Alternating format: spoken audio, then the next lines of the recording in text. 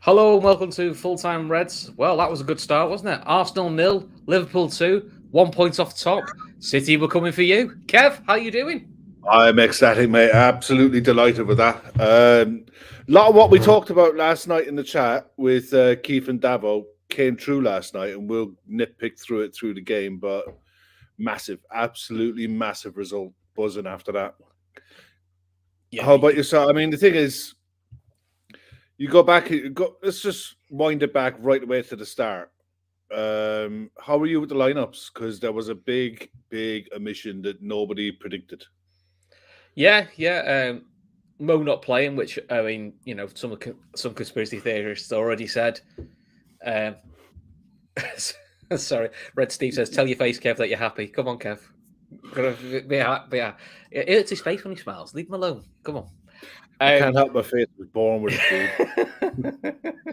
Blame my so parents. yeah, look, everyone thought Sal would make it because the way Klopp was talking tough cookie, but Klopp did say like he only did one session, and just maybe thought not to risk it. I mean, it's not really a risk when you're bringing in Jota, who is 6-6 against Arsenal, not in the best of form since his ankle injury. But I wasn't too worried because I thought Diaz earned his place. Manny's been playing quite well. The question was always who's going to play in the right. I mean, it looked to be, I think it was Manny did it in the end. So no, I was fine with the happy with the midfield. We talked about Keita. He was unlucky not to get picked because form wise he's played really well, but that's the midfield three you want to play for a big away game. And look, Liverpool had to grind it out first half, but for me, we'll go through the game. If City do that, you call that a clinical professional performance, and I thought Liverpool did that. So, I mean, what was your thoughts on first half? Blink and you miss it, and you say thank God. It was one of those first halves that we were talking about it before we came on air. For people old enough, this was a proper Premier League top four game. You know, it was tight, tense. It was not much in it. Nobody's given up any chances. There were,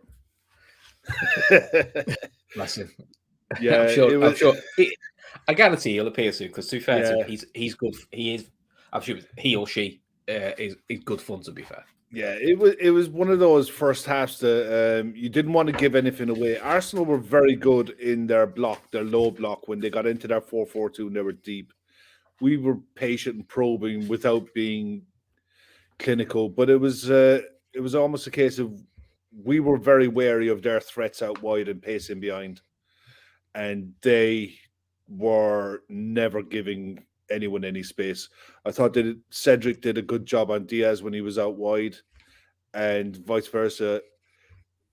Robbo was fantastic on Saka. He gave him absolutely nothing all night long. He was relentless with him, and by the end, Saka just could. His head just blew in the end. He couldn't cope and was taken off late on. Um, but the first half, there was a. I mean, Arsenal were probably better. They edged it on the eye, but in reality, Virgil had the only effort on target in the first 45, which was that header from the penalty spot, which more like a sizer, one of those ones. If you catch him early, if you catch it right, you get a bullet header that goes flying past the keeper. But it was a tame effort in the end. Martinelli had a couple of runs at Trent. I thought first half he had a really good first half on Trent. Got to the byline a couple of times, caught one back, but other Robbo than did. that, no. Well, yeah, but nobody gambled Mm, on getting in the space. Other than that, they didn't do anything. Like I said, they were easy on the eye, but in mm. reality, it was a really tight affair. The game changed so much at halftime. Yeah, I So mean, penny for the thought. I mean, what do you think? Penny for the thought of what Klopp said at halftime, because what he said didn't take long to say it by all accounts. yeah, I mean, I thought first half Arsenal were better with the ball, but it felt a bit Inter Milan at home, where I was going. They've got a lot of the ball, and there's lots of hype around how they're playing. But I kept thinking, where they had the ball, I was going. I never felt in threat. I think the only time I felt a bit of threat was the time Martinelli got past Trent, but it's a good clearance by Robbo. But other than that, I was sort of going, we're not really, although we're not passing it as well as we'd like us to, they're getting the ball in places where I can't see us getting beat or I can't see us getting hurt. They weren't, getting too many behind us. My only frustration first off is I actually didn't think attacking wise, when we had the ball, we were patient enough. Because I think if we just had that bit more patience, the few times we could get Diaz or Manny one-on-one. That's where we were going to get frees and that's where we were going to get shots off. And we were just a little bit lacking. And then the one time we actually were patient was when Manny just misses the ball right on half time. And that was the warning sign of that's what we could do. So while I think Arsenal were happy, that definitely felt like if this was the Arsenal fan channel, you would be going like, but for all that dominated the ball, we haven't hurt Liverpool and we haven't really taken advantage of it. And Liverpool very rarely do. You don't get two halves where Liverpool don't really get a chance. And I always felt at some point a chance is going to come to us. So I was calm, a little bit disappointed, but not overly worried. And then second half, I know we said what Klopp said. What did Arteta say at half time? Because they were compact. They were looking to hit us on the break, making it really difficult, working us. And the second half, they almost went a bit Leeds. They went, we're gonna go wide, we're gonna go open, we're gonna really attack at you. And when you do that, I think it takes away from Partey because I don't think Partey's good in a very compact side. That plays to his strengths. When you stretch it out, Xhaka and Partey can't cover that much space, and that's where we starting to find pockets. But the big thing that woke us up in the second half was Thiago's nearly great assist to Arsenal. Yeah, it was. I mean, whatever Arteta said at halftime, he sent them out to be more direct. Ramsdale went long at every opportunity. They pushed Min into our half and tried to play the game in our final third from the start. It was weird, and it was completely different to how they played the first half. You're right; it was ideal for us, but you saw in the first minute where I know Manny's offside and he's comfortably offside, which is a bit frustrating. But within 1 minute, we cut them open and nearly get through. And you saw when we've not been able to do that all half, and within a minute we could do that. Now, he's right at our Alison here because if he does take his chance, it is potentially a different game. But I think in the lead-up to a Jota goal, me talked about it last night. That is the difference between an elite keeper and a very good keeper. Alisson had one big save to makes himself big, and he basically says to the striker, do something. He doesn't go down early. He doesn't make a funny move. He stays big because he knows he's got his two guys in line and said, beat me. It's a really strong save with his arm. The Liverpool down the other end, and it's a strong shot by Jota, but near post, that low, and I think it's what Davo talks about, footwork. He's in the wrong position footwork-wise, and it's a real stretch for him. And look, Jota, he just loves scoring against Arsenal. That's 7-7 now for Liverpool against Arsenal. It's not just like it's like in Robbie Fowler. Robbie Fowler loved Arsenal. It just needs to be his club. He just goes, I'll see Arsenal will score. It's just ridiculous. I mean, I was pleased for Jota because he definitely needs the monkey on. He needs that monkey off his back. So that's the first time he scored. And I think it's previous 7 he hasn't scored. So that again, that's a positive for Jota. Is I've got the monkey off the back now. I'm back from injury. I've scored a goal. I scored a crucial opener. Not scoring the fifth in a 5-0 win. Scoring the crucial opener, I always think is the key thing for Jota. Forwards, strikers especially. For anyone who didn't catch last night's build-up show, there's a section in there where Davo talks about the keepers, and we all four of us discussed the difference, the potential difference in tonight's game, and it was the difference in the game for me completely was that 2 minutes where Alisson, the camera for whoever did the camera work for Sky caught Alisson in a close-up with how he just held his position and stayed big, kept himself big. And you're right, you're spot on when you said, try to make Odegaard do something. Odegaard waited, panicked when Alisson didn't move. and took a bad shot. And Lacazette, I think it was, who laid it off to him, did everything right. And, did everything really well. They opened us up really well. He played well, Lacazette. Yeah, he did. He had a really good game. But the difference in that 2 minutes, the confidence that Alisson gives you, look, as soon as we went 1-0 up, it was going to be a really hard night for Arsenal to score anyway. They haven't scored against us in a while. To then have to come back from a goal down, open the game out even more. The substitutions happened, and from then on, we were a different side. We pressed the ball better. We hunted in packs better. Forced Arsenal to play in areas where we wanted to play. It was like watching a vintage Liverpool performance in that second half. It was night and day. Getting the old back. It was getting the old band back together, wasn't it? Yeah, Laura said there. It was like Ali was wearing the black kit today. He looks even bigger in it. He looks menacing in that. Fair play to him. He has actually come in the chat. He has come in. Fair play to Arsenal. Fair play to him, because we all have good humour with him. But fair play to him. And then second goal. So Liverpool are lucky not to score just before. I think Salah has a shot. I think Thiago has a shot, and then the machine that is Andy Robertson, which is with the 50th assist of his career, which is ridiculous. And that's a smart finish by Bobby. We've seen plenty of them. We saw, flip it the night before. Similar chance comes to Bernardo Silva. He doesn't get the touch and he goes just wide. It's not as easy a miss as a chance as people think it is. So again, the good thing for Liverpool is Salah's on the bench, comes off the bench. Manny was a little bit quiet.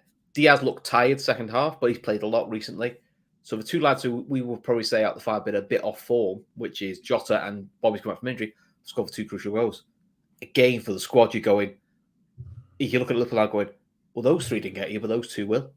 Yeah. This is the closest I can think of is Fergie 08, when you think, I've seen off Ronaldo and Rooney, get in, and then they bring on Tevez and Burbs off, you go, off. Yeah. And I do think Arsenal must have gone, oh, fucking hell, look what's going on. You're taking the piss. We said that, I said that, I think I said it on Twitter, I said it to you.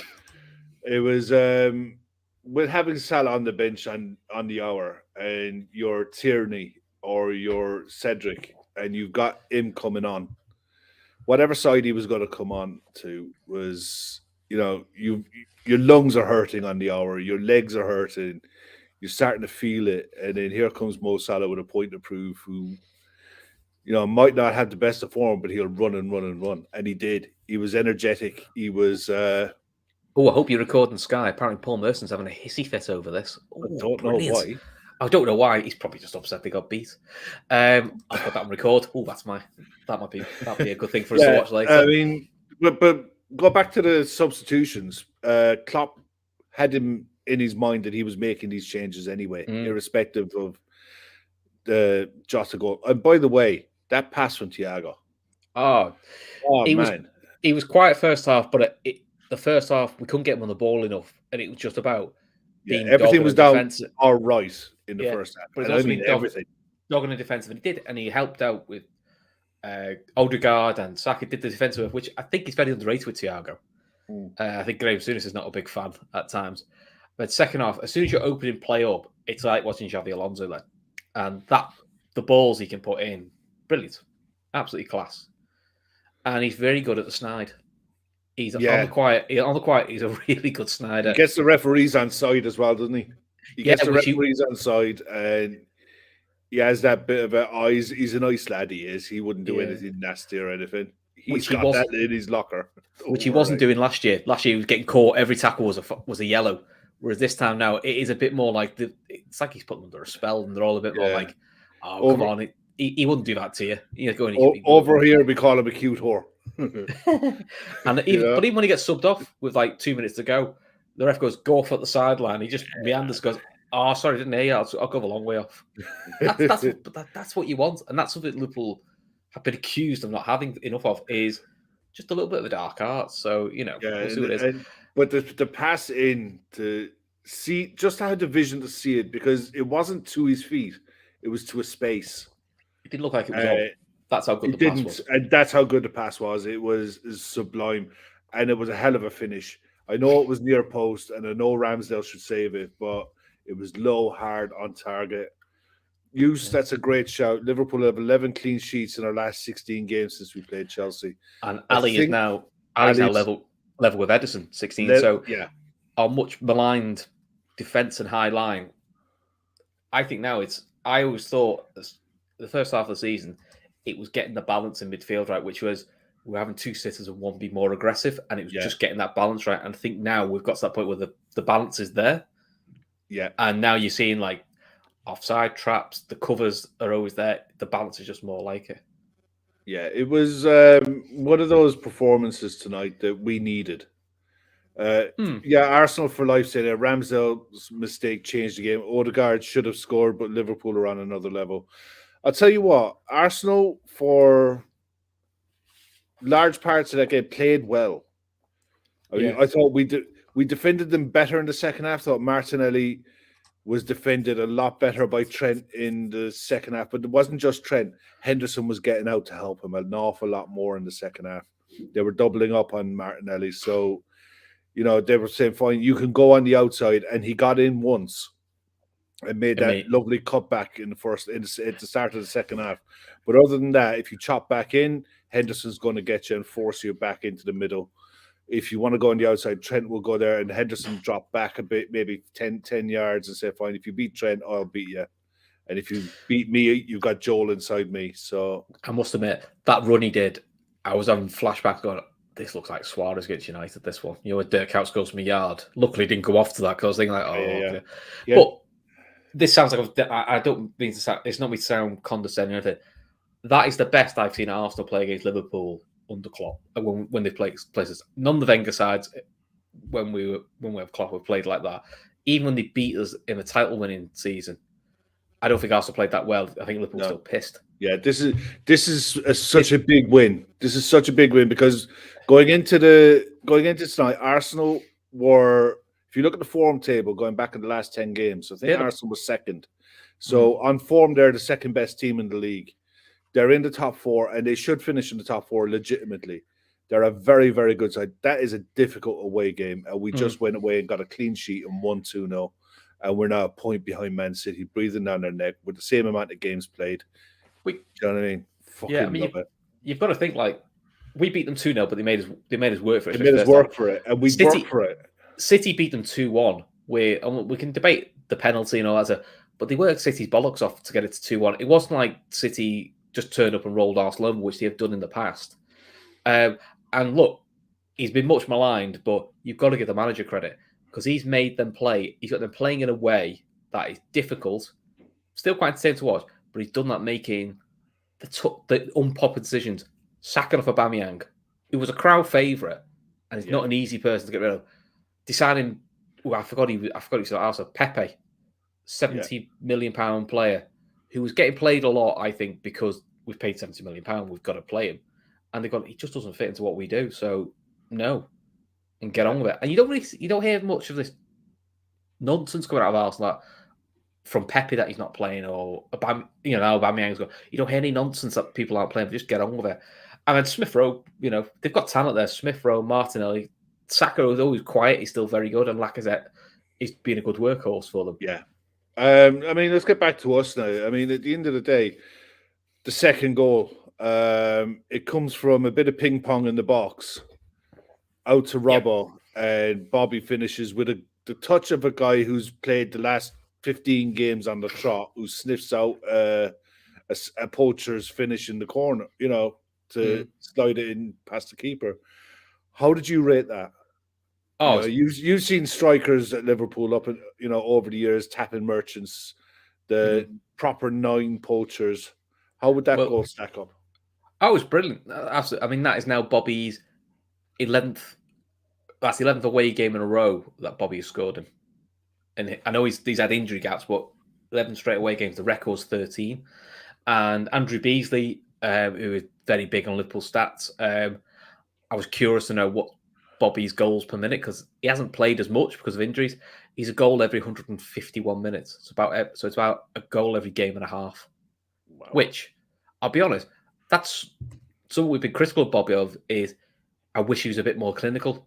Now, listen, he's not played enough games because of injuries, but listen, he's scoring in every away game. That's just his thing now. I just think he's allergic to Anfield. He just likes to score away goals. That's his thing, which to be honest, I'm all for it. It helped win us a league.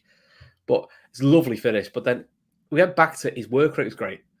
His link play was better. The big criticism before he got injured was he was getting his back to goal and giving it away in stupid areas. There was none of that. He was winning cute free kicks. Manny came alive when Bobby came on. He did, didn't he?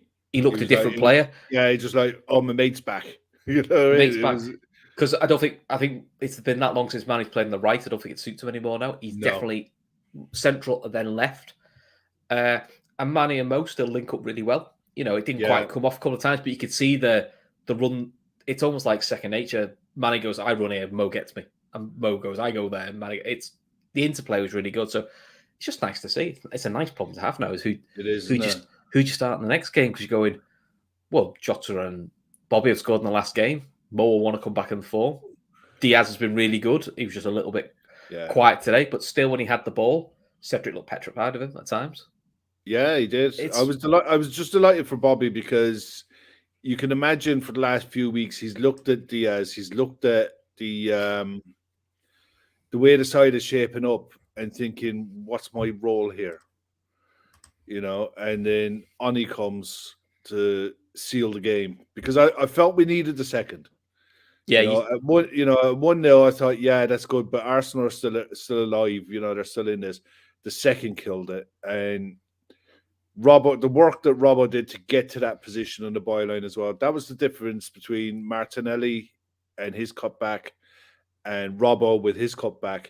Is Bobby was alive to it and Lacazette wasn't, and it was a lovely finish. And to see him going in and celebrating with the fans, and the fans were, come here, where have you been? It's like your long lost mate. Where have you been?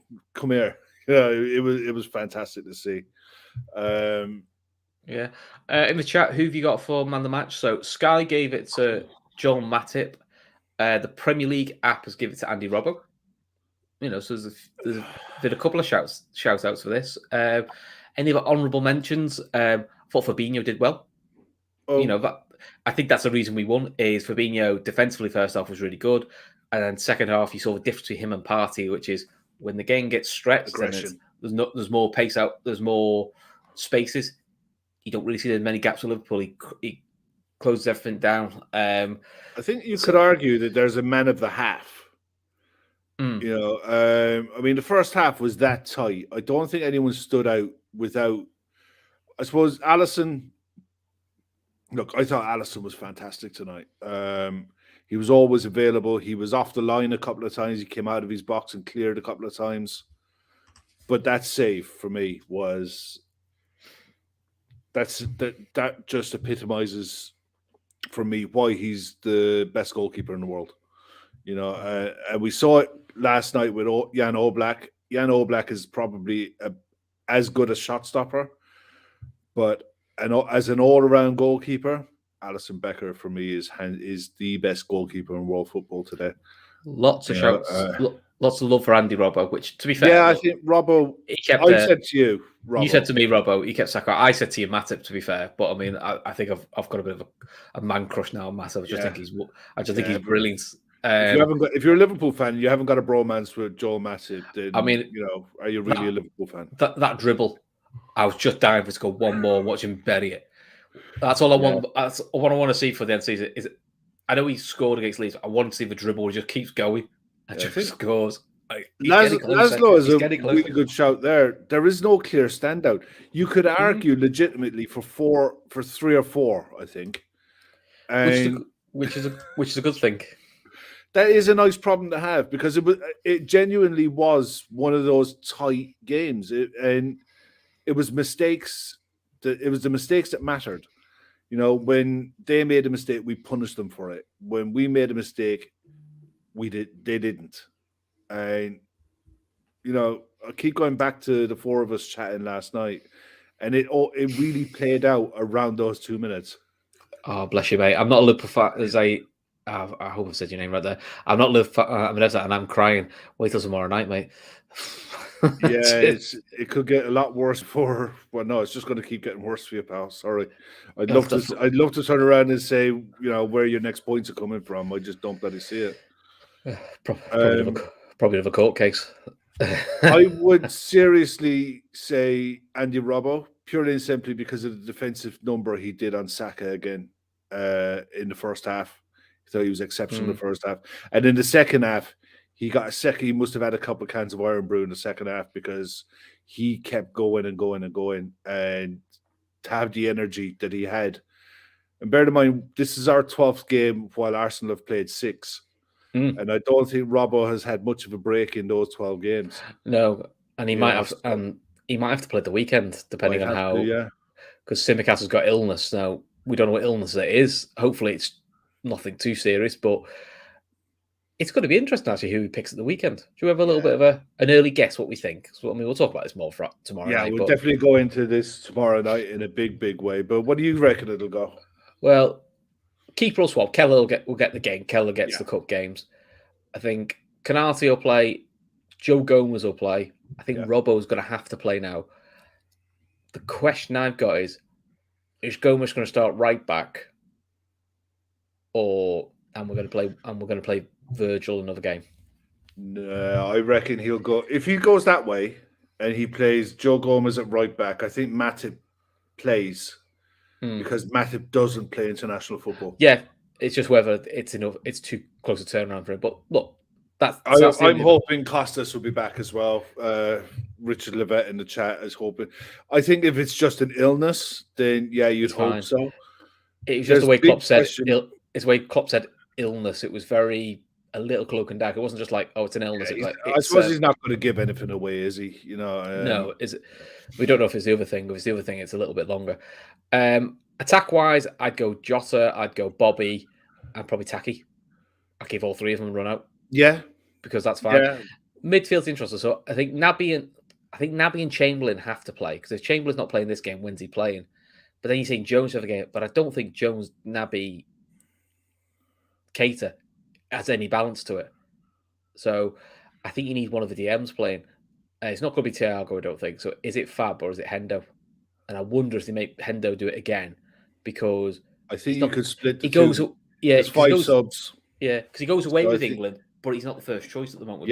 I think that's actually a really interesting shout. The MP there, bring Origi in for the cup. I wouldn't be a bit surprised to see Divock play as an out and out 9, and maybe Bobby playing off him, and not so much change of shape, but a change of personnel to accommodate. You could end up with a 4-2-3-1 with maybe Naby and Curtis as your two centre mids, Bobby in a 10, Origi in a 9, with Jota on one side and Taki on the other side. Yeah, I mean that's another option. Jones, Naby, Milner. Especially if you're going to play Joe Gomez at right back. Yeah, it gives you a lot more flexibility. But again, it's Milner's the one who's got illness, so it's whether he's back in time. Because actually, knowing Klopp, if Milner's fit, he's going to go. Well, if Milner's fit, James, you want to play right back again? No, I wouldn't be a bit surprised if Milner plays. If that's the case, if Milner comes back, Milner could play as your 6. Yeah. A few saying, where's Elliot? He's just not in favour at the moment, I think. But again, he's come back from a big injury, so I don't know whether Klopp said he just needs a little bit of time out. I've often wondered if he's getting a bit of the Phil Foden treatment. Yeah, drop him in, drop him out. Give me 4 go out and reassess, bring out. Which, to be fair, the different players, but it worked well for Foden. So it's what bring back Klein.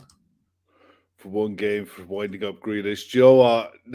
Klein last night had a big cheesy grin on him when he was bless him. with Jack Grealish.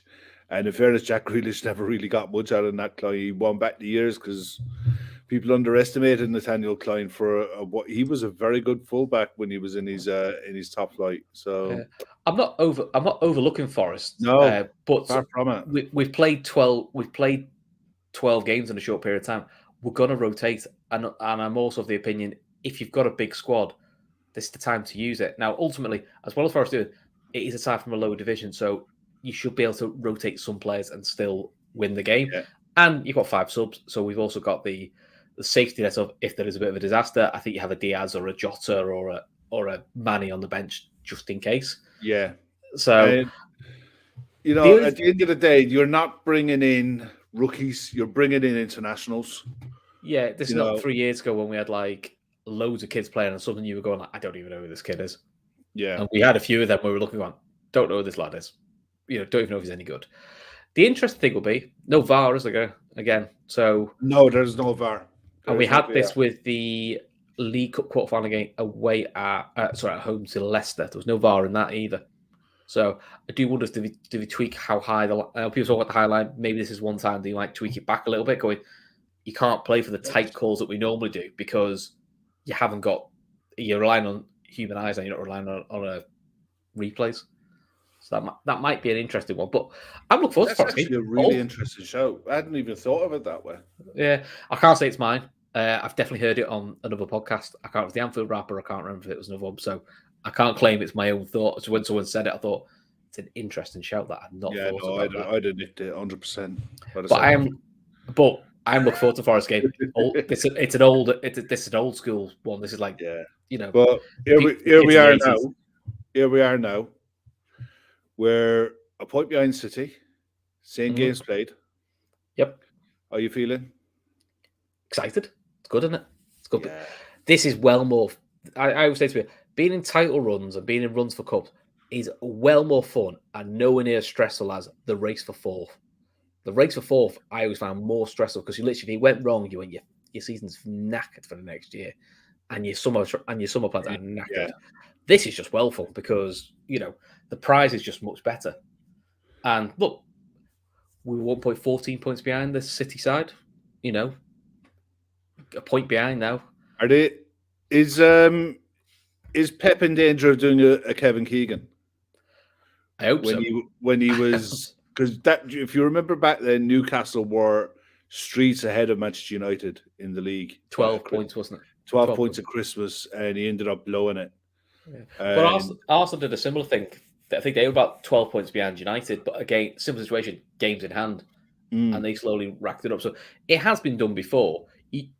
But I think the pressure will really tell on Pep if we get ahead of them properly. Well, I